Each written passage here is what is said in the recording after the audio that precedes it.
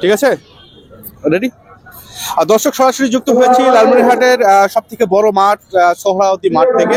আপনাদেরকে একটা বিষয় জানিয়ে রেখে, আর মাত্র কিন্তু 18 থেকে 19 ঘন্টা পরে সবার প্রিয় শাহেক, সবার প্রিয় মানুষ ডক্টর মিজানুর রহমান আজহারী লালমনিরহাটের এই মাঠেই ওয়াজ করবেন, বক্তব্য রাখবেন। আর একটা বিষয় যদি আপনাকে দেখাই, সেটা হচ্ছে ইতিমধ্যে কিন্তু অনেক মানুষজন আসা শুরু করেছে, দূর দূরান্ত থেকে মানুষজন আসা শুরু করেছে।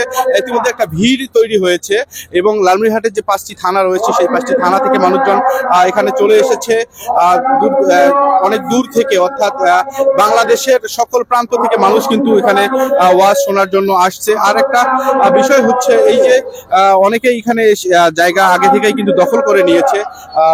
আমরা অনেককে দেখছি যে তারা তাদের বিছানা, বেড এখানে নিয়ে এসেছে এবং নিয়ে আসার পিছনে আমরা তাদেরকে যখন জিজ্ঞাসা করি যে আসলে আপনারা এত তাড়াতাড়ি আসার পিছনে কারণ কি, তারা আমাদেরকে একটা বিষয় জানিয়েছে যে এটার পিছনে মূল কারণ হচ্ছে তারা তাদের প্রিয় শাহেক, তাদের অনুপ্রেরণা ডক্টর মিজানুর রহমান আজহারীকে একবার দেখার জন্য, কাছে থেকে দেখার জন্য তারা এখানে রাত্রি যাপন করবে। ইতিমধ্যে কিন্তু সোহরাওয়ার্দী মাঠ কানায় কানায় ভরে গেছে। ইতিমধ্যে সোহরাওয়ার্দী মাঠে মানুষজন আসা শুরু করেছে।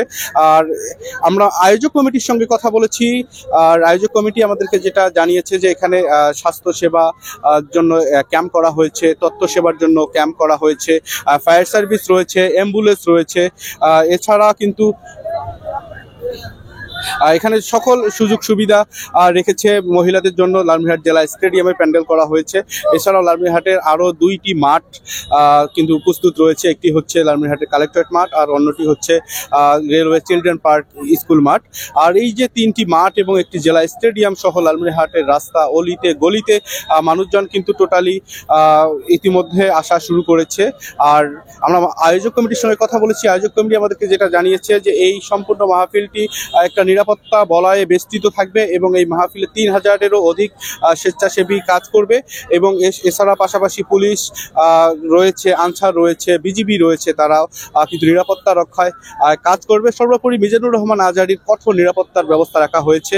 সম্ভবত এই লাইভটি কিন্তু এই মাহফিলের মাঠ থেকে শেষ লাইভ দিচ্ছি, কারণ এরপরে হয়তো বা নেটওয়ার্ক ব্যবস্থা ভালো না থাকার কারণে আর লাইভে সংযুক্ত থাকতে পারবো না। ধন্যবাদ সবাইকে, ভালো থাকবেন সবাই।